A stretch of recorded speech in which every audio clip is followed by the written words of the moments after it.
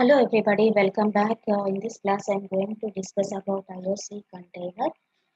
Before that, you need to know about the Spring Core.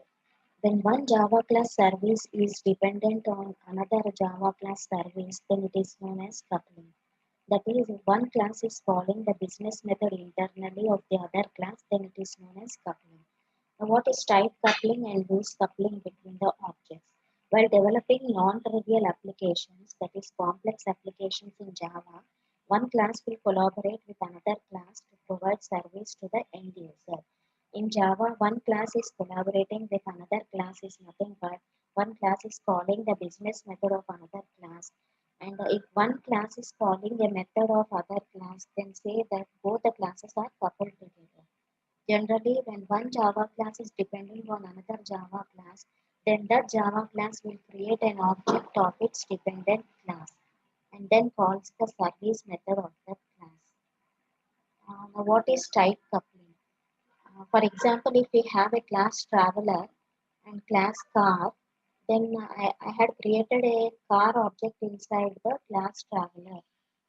So in the above example, traveler class is depending on the car class to provide a service to an end user called journey. So car class is called dependency of traveler, and we also call the car class is as a collaboration. Now what is tight coupling? In the above example, traveler class is tightly coupled with the car class. Why? Because the car class object is created inside the traveler class.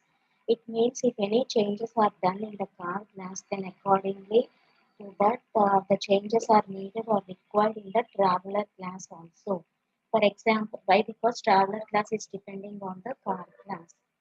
And for example, if go method is replaced with start method in car class, then in start journey of traveler, we need to call the start rather than the go method.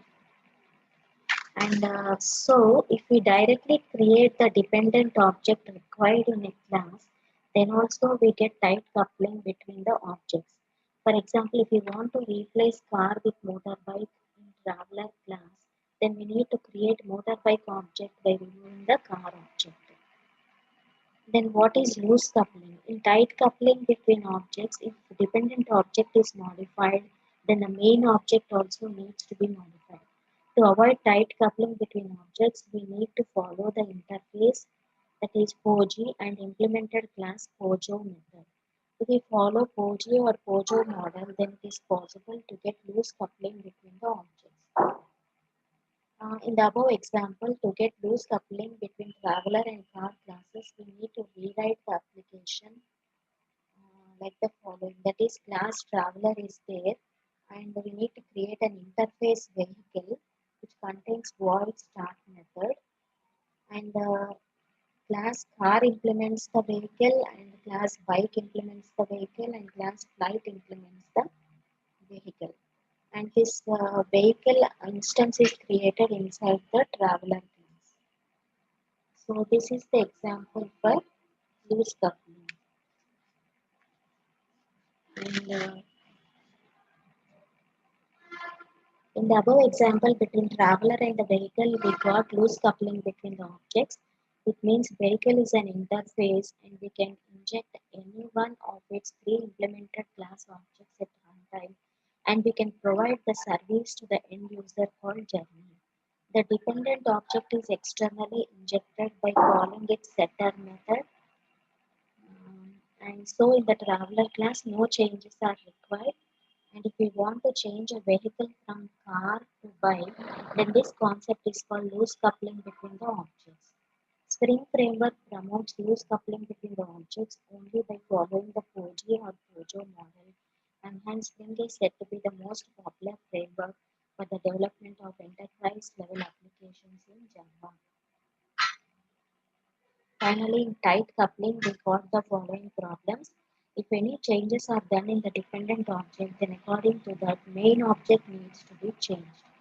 And tight coupling makes unit testing of an application as complex.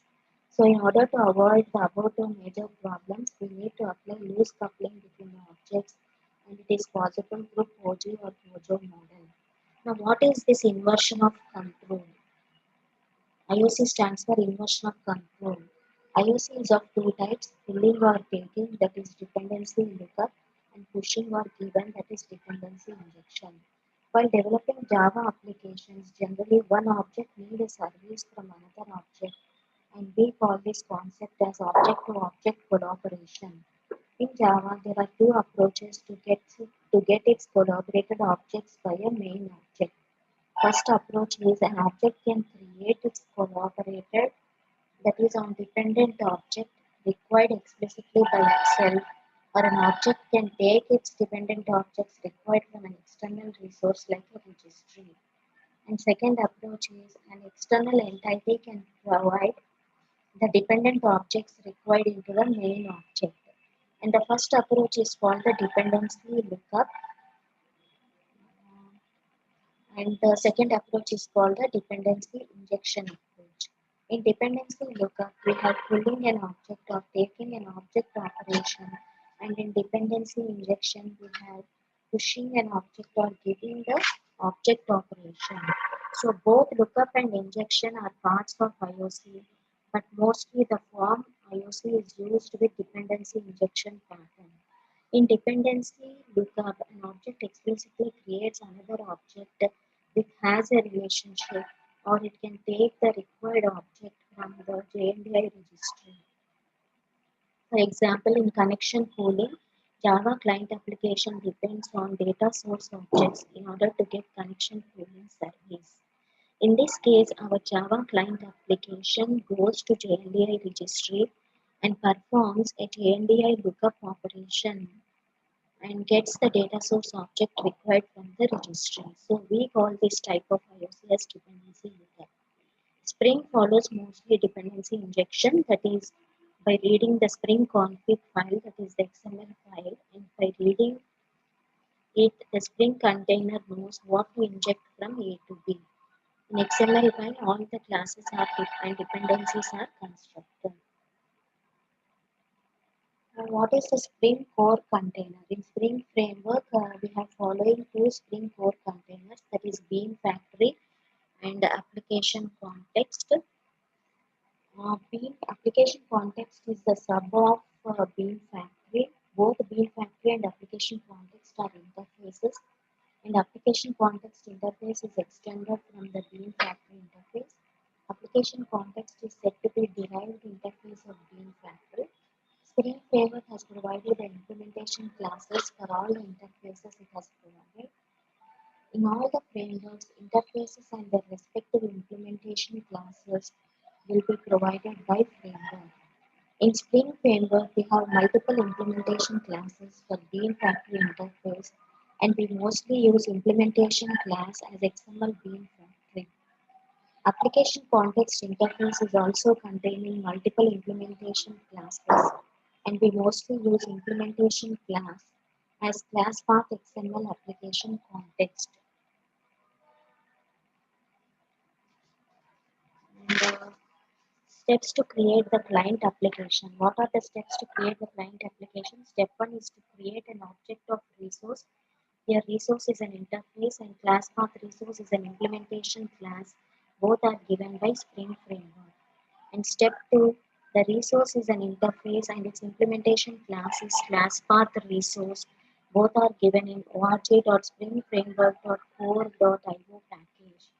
And step 3 is while constructing resource object, we need to pass Spring configuration file name as parameter. That is resource object equal to new class path resource of application context.xml. Then step 4, create Spring Core container IOC container object by passing resource object as a parameter.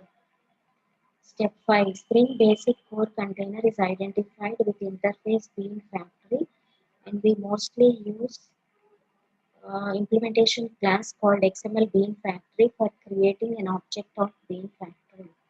And step 6, the Bean Factory is interface given in org.springframework.beans.factory, and XML Bean Factory is an implementation class given in org.springframework.beans.factory.xml package. That is Bean Factory, factory object equal to new XML Bean Factory of resource object. Step 7. Call getBean and the method and pass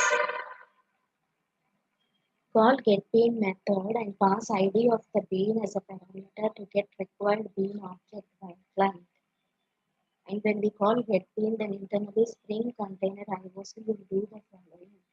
First, the container verifies whether any dependent object required for this bean or not.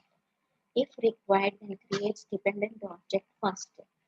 Then now creates the requested bean object by client. Then injects all the dependencies required by using the constructor or setter injection. Then finally, the requested object will be given to the client. And step 8 is typecast object into our Spring Bean class type. And step 9 is call business method of Spring Bean object. So this is about the injection of control IOC. So hope you understood. I'll continue in the next class.